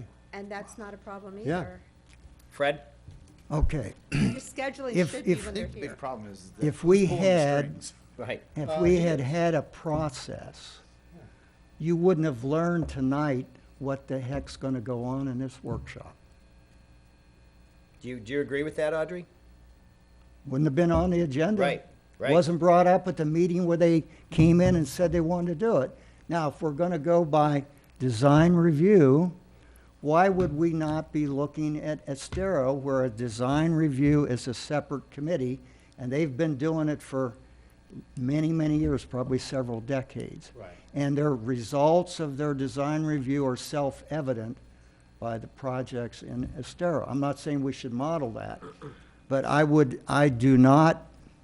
don't think the way we've gone about this is right, and I think it needs to go back to the drawing board so we know what we're doing, and we can all make inputs into what we think should be presented in this thing. We've had a long discussion here, and I don't want to dovetail it per se, but I do want to wrap this up. Yeah, I agree. Amy? Let's wrap it up because I need sugar. But I think the point that Fred just brought up is sort of off point.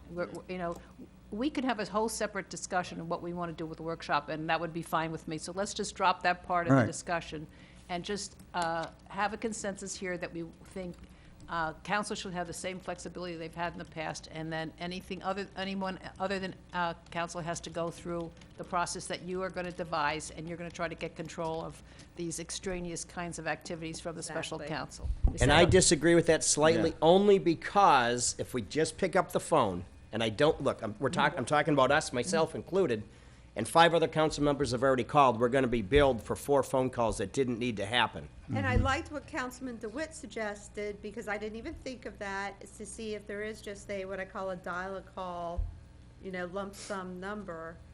Again, it might be not to exceed X amount, and it's only for council members. I think they have that in Estero, I'm pretty sure. I'll need With to check with Nancy. Nancy. Yeah. Yeah. And, to find out what's available, because that would be great. Can I make a suggestion, Fred? Yeah. On this, all right. Why don't we put it in Community Development's lap, working with Audrey and working with Theriac to come up with what they think is a reasonable presentation that's responsive to the notion of tell us what best practices are. I mean, these are our experts. John's invested in this thing. Yeah, I'll Have him agree. do it. But I want to see us know when we make these phone calls, what's wrong with getting a memo, like we always did from Audrey. Okay, that's a separate issue, but. I was just gonna say, I'd like Well, I to think separate that's them a out. separate, I think I what you wanna two are separate talking them out. about is separate. Because issue. they're not the Green same. sheet is Yeah. about calling the attorney. Councilman Forbes and O'Flynn have 2 separate going on about community development. The green sheet's about calling the attorney Right. and who can And I- call. and I gave an 10 example. hours. All right, Fred, what is your motion My on motion calling is very special simple, counsel? and if we had it, we wouldn't be in this, that I'm announcing what we're doing on that other thing. City councilman wants to call the special counsel for a subject, they talk to Audrey. Audrey may say, oh, well, we've already had other calls on that, but somewhere, there's a memo that says that Fred Forbes called special counsel, posed this question, and here was the opinion, and our legal counsel, or Alex, or her assistant, can write that memo. And I'm But gonna second that, because I heard you say, before we call special counsel, we're gonna check with Audrey. Mhm. I will second that. Is there further discussion on that? I hope not. Roll call, please. Well, Councilwoman- let me just, Further we discussion. really get out of this issue, all right? I have a separate issue about, and let me just make. Can we this- deal with that separately, Well, or does no, it no, germane to no, this it's a vote? separate issue, all right, which is, when we started on council, Carl, totally well-intended, said, whenever one council member asks a question, generally I want staff to have that distributed to everybody, all right? And I think that made sense at the beginning. I have an issue with that, all right? The issue I have is, I get something where Fred Forbes has asked for the salaries on everybody on the Wonder Gardens. And it's like, what? If he wants that information, let him have it, all right? Just like any other information that's out there. Let him have it. If he thinks the rest of council should know about it, he can do a one-way communication to council. I don't think it necessarily should be the case. So, I can find that information all over the world, all right, and for my own edification. It shouldn't necessarily be the case that when one council member asks for something, everybody's getting the answer. I have a certain concern about that it's creating it starts to create a dialogue outside this dais, or it can be ripe for creating a dialogue outside this dais. We've talked about, and this is not directed at Fred, I'll just give you an example. We've talked about the Wonder Gardens here a lot, okay? So I think we have to be careful. And so, but if Fred, let me get off of Fred. If I want information. Move on to me. Yeah, if I want information, I should be able to get it. But I have a little concern that automatically gets telegraphed to everybody. To me, that can be the beginning of a conversation.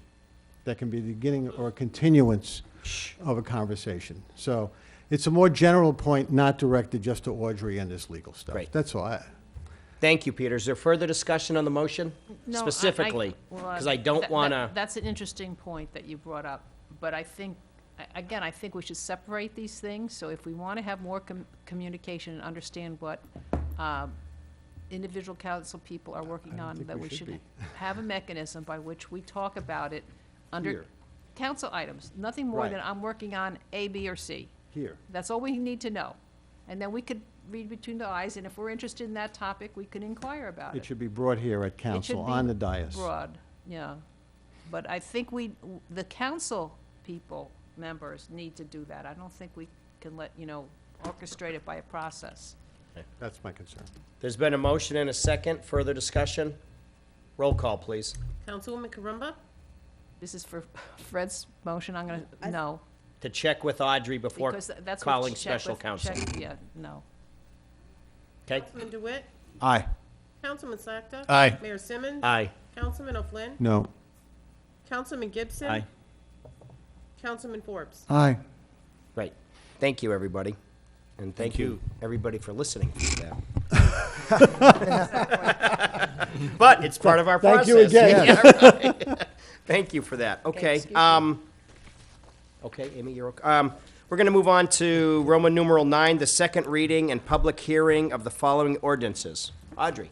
Thank you, and I don't have the advertisement. Did you get him back? I didn't get the original Okay. yet, but I have it. All right, thanks.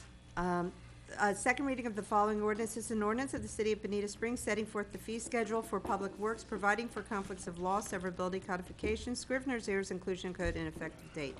At this time, the city does not have a returned affidavit of publication, but the clerk did send out the advertisement, and that is on file with the clerk as well as the affidavit once we receive it. This particular ordinance is just setting up the fees, and we've gone over the fees or the changes to the fees for right-of-way construction permit fees. They're all out there. If you have questions, Matt or I can answer them. Okay. Council? Motion to approve. Second. There's been a motion and a second. Further discussion? Roll call, please. Public comment. Oh, I'm sorry. Public comment, please, on this. Rick, you're okay? Anybody else? Okay, sorry about that. Roll call, please. Councilman DeWitt? Aye. Councilman Sakta? Aye. Mayor Simmons? Aye. Councilman O'Flynn? Aye. Councilman Gibson? Aye. Councilman Forbes? Aye. The next ordinance is an ordinance of the City of Bonita Springs establishing a process authorizing issuance of trespass warnings, creating an appeal process for when a person is trespassed on city property, providing for enforcement, providing for conflict of laws, providing for severability, providing for inclusion in code, and providing for an effective date. This is a second reading and public hearing. The first reading was held on July 19th, 2017, when council moved this forward. This ordinance has been provided at the request of the Lee County Sheriff's Office because of relatively recent Florida cases, 2016, involving St. Petersburg, as to when trespassing on city property, you have to treat it somewhat different and provide a meaningful opportunity to appeal. This ordinance would provide that. It does not displace the current policy for Parks and Recreation to expel people from city parks, but this ordinance would be applicable for a deputy to use after a city officer who has control of that particular facility requests the sheriff's office to write a trespass warning that there is a meaningful appeal. So moved. Second. It's been a motion and a second. Public comment, please. Hey, Rick. Yeah, hey, Rick Steinmeier. A trespass warning is not actually a warning. It's actually you leave and don't come back. It's not just say, oh yeah, by the way, you can stay, but you're warning. So it's not, it's sort of it's a judge, jury, and execution at one time. I don't know how to make that clear. And the other situation is who's going to decide who needs to be trespassed. It's kind of vague in there. It could be any one of us or any one of you sitting as a council or somebody, whoever's in charge of the park or somebody has to make this decision. And this comes up on the beach. Sometimes people come up and use their showers and stuff. And I say, hey, you're trespassing. And they get so call the sheriff. So I called the sheriff. He said, well, did you tell them they were trespassing? I said, yeah, and they told me to call you. So, okay, I'll come out and tell them to leave your property. It can be a problem if people want to be snooty about it or whatever, say, hey, I'm on public property, I'm not going to leave. Who are you to tell me what to do? And I think Audrey or the mayor can maybe talk about that a little bit. Thank you. Thank you, Rick. Other members of the public on this issue? Yeah, I'm just thinking of constitutional issues. What if somebody's demonstrating on a public sidewalk, which they have a right? Is that correct? Yes, they do. Yep. Been there, done that. And there's language in this ordinance to address that. That's excellent, Audrey. Well done. Thanks for covering it. Bye. Other members of the public? Good evening. Good evening, sir. Rush Braden with the Sheriff's Office. Just to clarify some of the things that we were looking for. One of the issues is, say, and a really good example of it would be, maybe there's a troubled youth, and we file an indefinite trespass. As one of the law enforcement officers that's present there with the troubled youth. And it's an indefinite trespass. Say, a few years later, he's gone through rehab, something like that, he's trying to better himself, you know, he's evolved basically his person, and he wants to argue the fact that he wants access to the park. This will give him a chance to appeal and kind of argue about his side of the story, how maybe things have changed, something along those regards. At this point now, there wasn't any way to do that. The trespass was labeled and that was it. There wasn't really an option or maybe a point of contact for it. This is giving us that point of contact. Once the law enforcement officer issues the trespass warning, subject to leave. If something happens where he feels like it was inappropriate, or maybe he didn't understand the rules of the park, but there was an issue where he was issued a trespass, now he has a chance to argue that. It just gives us a second little option. Okay.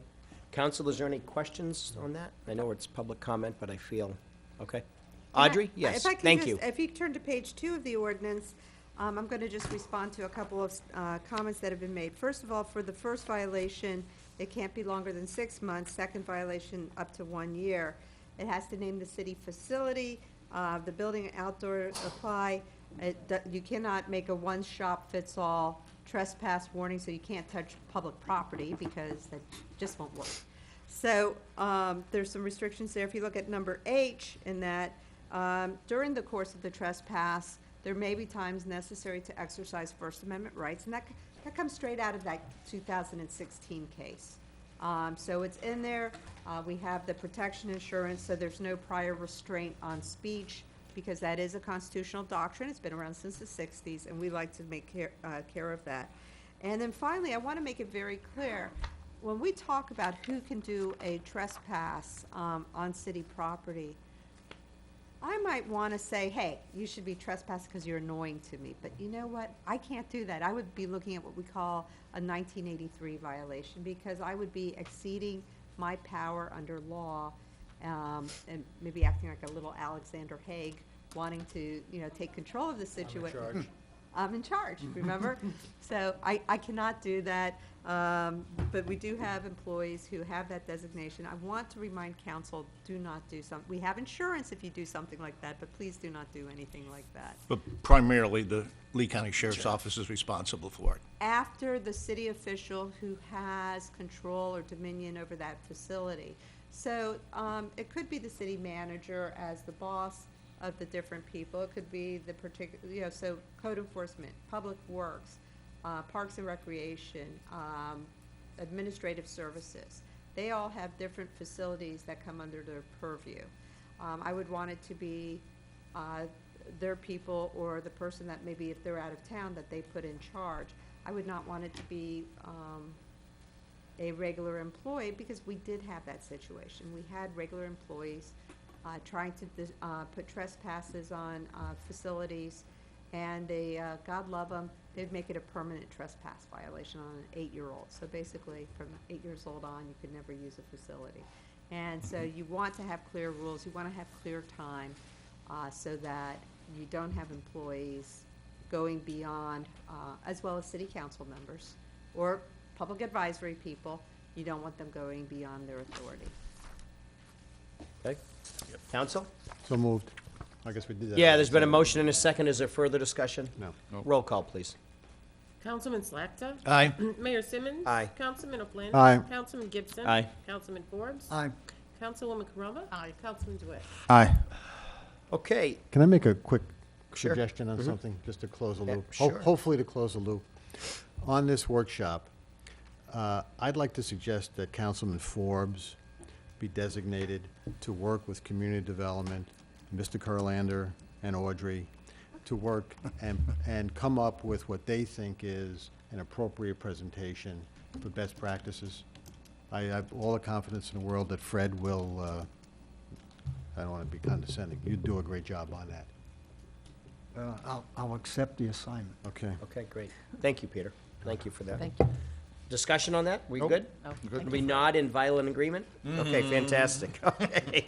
Item 10, public hearing. Adopt the following resolution amending the Bonita Springs Administrative Code entitled Rules of Procedure for City Council Meetings to set forth rules related to standing committees, including creation of the Planning and Finance Standing Committee, Green Seat 17080294. So, if I may start, and then I'll let Yes. Councilmember O'Flynn go into it. At your last meeting, council discussed that to have a planning and finance committee. So this would be a standing committee. The standing committee means we would normally meet at a given time, place, manner. We could obviously amend it to try to accommodate council schedules. It is not a meeting where we would anticipate all of council attending. It would be something in which the standing committee would be a permanent committee. It would continue unless council decided to dissolve it at either a special or regular meeting or emergency meeting for that purpose. The meeting would, to go over things, what I call probably the discussion we had as far as the city council process would be a good subject matter to take at one of those type of meetings. There was a discussion on your council meeting last month as far as agenda management, and this is the administrative code that actually addresses agenda management. So, I mean, it would take things where people want to spend a lot of detail, and we could work on it with a lot of detail. And then people who cannot attend won't. So that you don't frustrate the public, it is very important to have the standing committee at a specific time and place, and I made it effective September 1. I did not put in the administrative code any specific time because that might be something, it might be run on Tuesdays, it might run on Fridays. That's something. Now, you could hold these meetings often. The main thing is not to frustrate the public. It's no different than electronic billboards or internet meetings and all of those discussions. You want it to be something where the public has ability. It doesn't, I put in the green sheet the idea of room 118, but it doesn't have to be in room 118. It could be here. A lot depends on probably the paperwork and passing of the files. If I recall, I remember showing you clauses and showing public members clauses at one such meeting, because that's how detailed, And for those that are process-oriented, it's very good for the details. For those that rather do the big higher level picture, attendance is not obligatory, decisions are not made. It is an information gathering sunshine meeting. Is it sort of like the library committee? I don't know, it's the No. library. It would be council members. Oh, council members. This is Oh, okay. council members. Okay. So it wouldn't be like an advisory board committee. It would be council Only. serving as a standing committee, which Okay. is, and that's the same as in the U.S. legislature. They set up standing committees. And you would set up those standing meetings. You do have to have it in the sunshine. The U.S. legislature does not, but we won't get into U.S. politics. But you would have it, and minutes would be taken, recording. But it's very important that when it is set up, it's set up that we try to be convenient for people's schedule, because we know that, Councilman Gibson, Mayor Simmons, Councilmember DeWitt are full-time employees, so you don't want to frustrate them from being able to go there as well as the public. Thank you, Audrey. Council? Forget about Mike. And, Mike, go ahead. well, and as long as it's being video recorded, so I can watch it later if I can't attend, because I would still like to know what was discussed Probably in will its be tape entirety. recorded, but not necessarily videotaped. We could do it in here, it could be video. But I thought you wanted a round table type. No, I didn't say, no, Okay. I actually think this is more welcoming. I think this room is more welcoming to the public. Okay. And And you can tape 'em Yeah. then. And I think video is important. Right. Mhm. I Okay. really do. It's a matter of record. So that will be a logistic, now this is just writing the code. Logistics, We gotta please let figure it staff out. figure out all those things so that the Right. meeting can be set up. And then I did request, the charter requires that the city attorney attend all your meetings. I did request that I could be partially excused from time to time, so I get other work done. Right. And, I mean, not that I don't like some of the meetings, but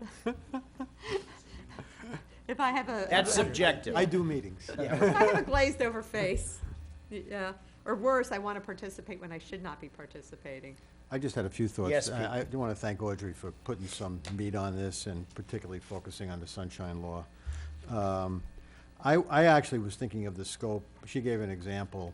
I was thinking of the scope being somewhat narrower. I was thinking of it just focusing mostly on finance and planning on finance, really the stuff that came out of the workshop, as opposed to the example you gave. I think that's a great example of something that could be done, but I don't want this to be like this committee is doing everything the city council is thinking about, everything the city council would think of. I'd rather have it limited to a narrow focus. I think that's one point. Point two is, I would love if every council member be on it. It's just, a question of trying to compile or get information or bat around ideas without making a decision. Some of us may have more time, and maybe we don't have that much time, we'll find out, than others. So those are my thoughts. And I think we're all on it. We just don't all have to be there That's at what I'm every saying. meeting, so. That's what I'm saying. Right, Yeah, but it won't thank be you. a That's it. voting situation. It's not a voting, that's the best way to put it. It's an Yeah. gathering, Yeah. information gathering. We'll see, we'll see. Further discussion? There's, I'm sorry, you want to make a motion? all right, I'll make a motion. To approve, and I'll second that. Motion to approve. Further discussion? Roll call, please. Mayor Simmons. Aye. Councilman Flynn. Aye. Councilman Gibson. Aye. Councilman Forbes. Aye. Councilwoman Carumba. Aye. Councilman DeWitt. Aye. Councilman Slakta. Okay. Audrey, anything else at this time? After public comment and city Yep, attorney's right. report, I have one item. Right, great. Okay, public comment. Members of the public that'd like to speak on any subject, please come Yeah, forward. Rick Steinmeier again. When these people are trespassing and the sheriff usually comes out, talks to them, and they leave, and he doesn't do a written warning. He doesn't do a trespass warning.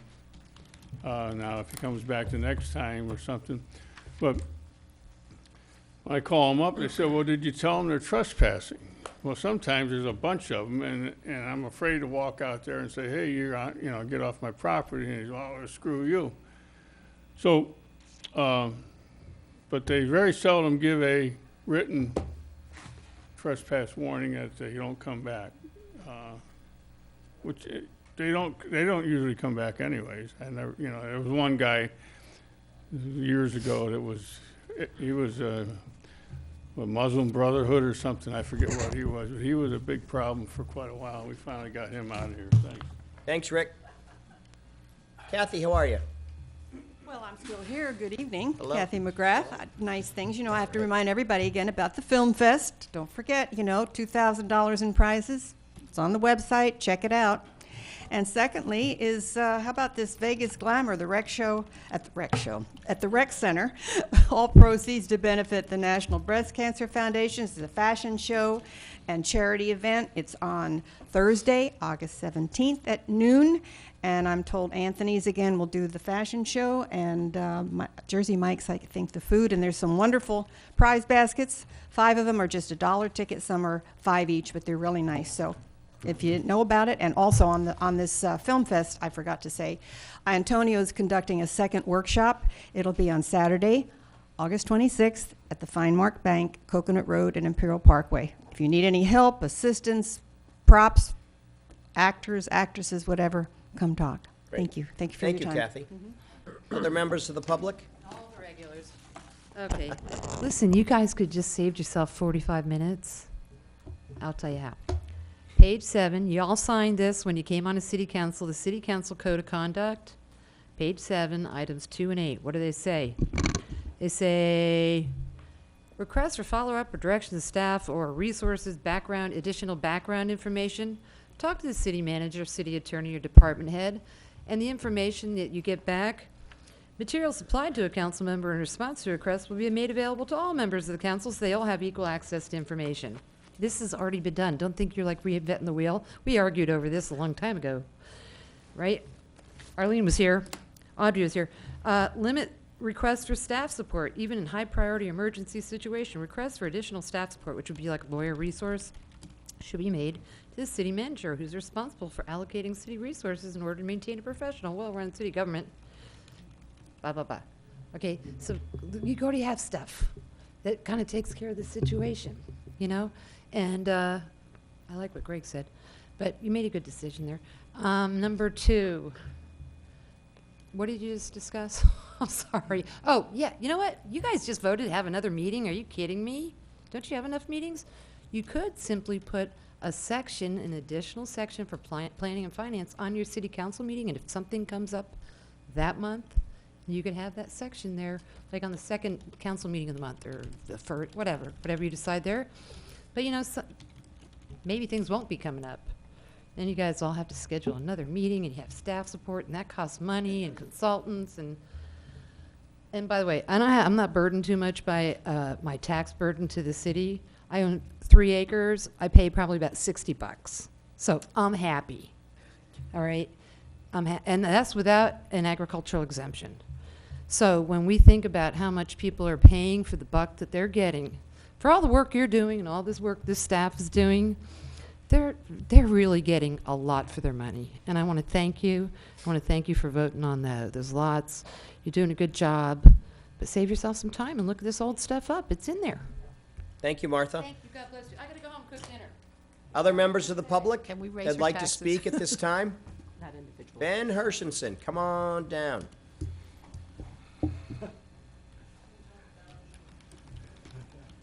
Good evening, Ben.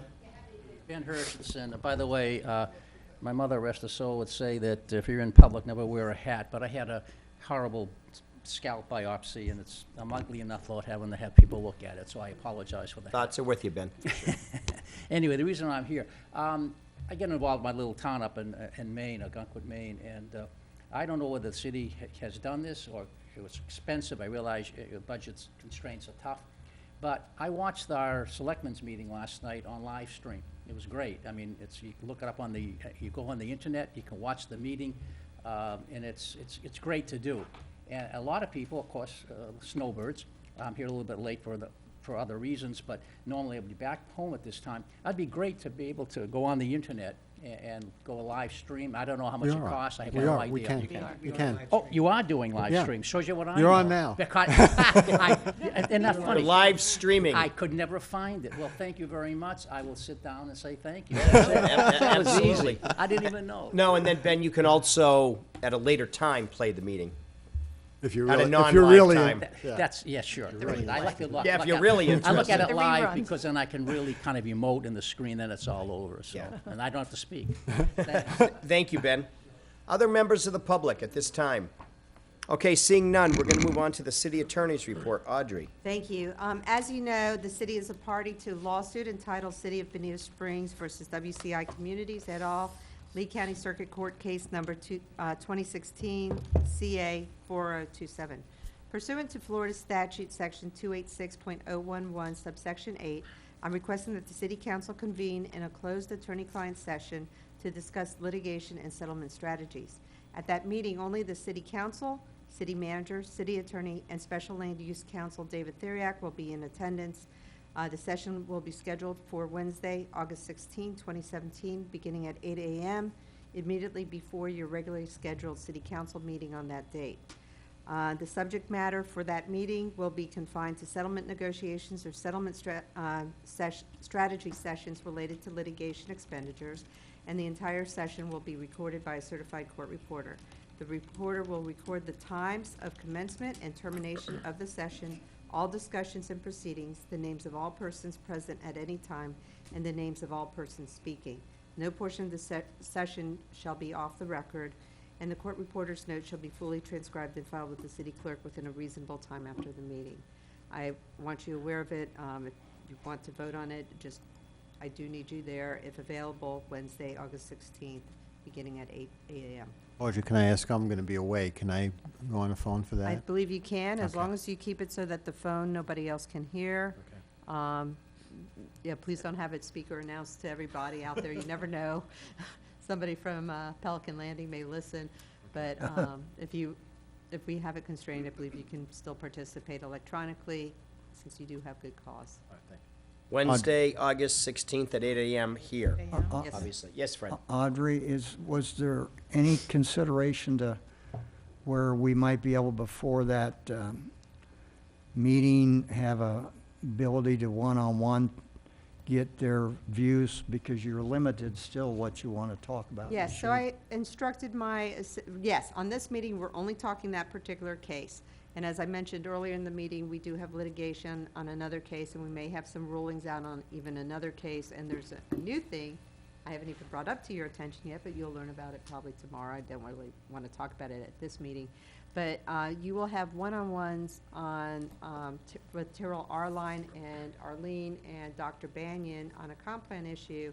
And what we're hoping to do is schedule an hour before that meeting or after that meeting concludes with council on August, and the dates available are Monday, the 14th in the afternoon, or the 15th, the Tuesday in the afternoon. Of course, once we start on the 16th, Mr. Theriak does want to leave as soon as he can, after being here from like Sunday onwards. Leah will be calling you to try to get you scheduled. I know you can't be there on Tuesday, so I was hoping Monday there might be some opportunity. Audrey, quick question while she's looking that up. Uh-huh. You made a comment. Sorry, go ahead. You made the comment that the notes will be available after the meeting. Isn't it After after the conclusion litigation? of litigation. After the conclusion of litigation. You said meeting, all right. Oh, yeah. No, it will be after the meeting that she will type it up, but only after conclusion, Litigation, including all litigation. appeals. Gotcha. Counsel? Anything else? So we need a motion, you said? No. I never know whether you need a motion or not, so if. Anything as long as- else, Audrey? That's it. I made the announcement per the statute. I appreciate it. Wonderful, thank you. Carl, City Manager's Report. Thank you, Mr. Mayor. There's items A and B, which are review of reports that have been submitted by staff. Unless you have any questions, that's all I have. Thank you. Counsel, any questions for Carl? Great, thank you, Carl. Come back, Carl. Thank you. Welcome back. Okay. Amen. Yeah. Mayor and council member reports. Amy, we'll start with you. None. None? Greg? Good to go, thank you, sir. Steve? Just a reminder, 9/11 at Lyle's Hotel, 6 p.m. And I'm happy to see my son-in-law, who will be the speaker from the 10th Mountain Division, Captain Ryan McCett. So, that's Great, it. thank you, Steve. Pete? I'm good, thank you. Okay. Mike? Just an update on the website. The city's redoing our website. We've been working with the technology board, and we're entering into a contract with Civic Live, and the scope's been written, so that way we will have public workshops, so that way everybody can kind of give ideas what they want to see. Ben can show up so we can make sure that we have the video aspect in there all right. Make it so we can find it. But just want to let you know that, that's what we're working on, and it's going to have analytics in there, so that way we'll see what everybody's clicking on and, what portions they're using, what portions they're not using, just so we get more feedback that way. Great, thanks, Mike. Fred? Yeah, I'm going to pass tonight only because we want to get to the Right. other. As will I. Okay, great. Approval of the minutes. So moved. So moved. Second. Second, further discussion, roll call, please. Councilman Gibson? Aye. Councilman Forbes? Aye. Councilwoman Carumba? Aye. Councilman DeWitt? Aye. Councilman Aye. Slakta? Mayor Simmons? Aye. Councilman O'Flynn? Aye. Okay, public comment. We have the other Oh, minutes. yeah, the other Yeah. minutes from the first meeting. Yeah. Sorry, the other minutes. So moved. So moved in a second. Further discussion, roll call, please. Councilman Forbes? Aye. Councilwoman Carumba? Aye. Councilman DeWitt? Aye. Councilman Aye. Slakta? Mayor Simmons? Aye. Councilman O'Flynn? Councilman Gibson? Aye. All right, great. Okay, public comment. Members of the public that'd like to speak at this time? Okay, we are adjourned at 7:38. I'm sure we all probably want to stretch our legs. Can we do it in 7 minutes and be back here at 7:45? Will that work? Wonderful. Thank you. See you at 7:45.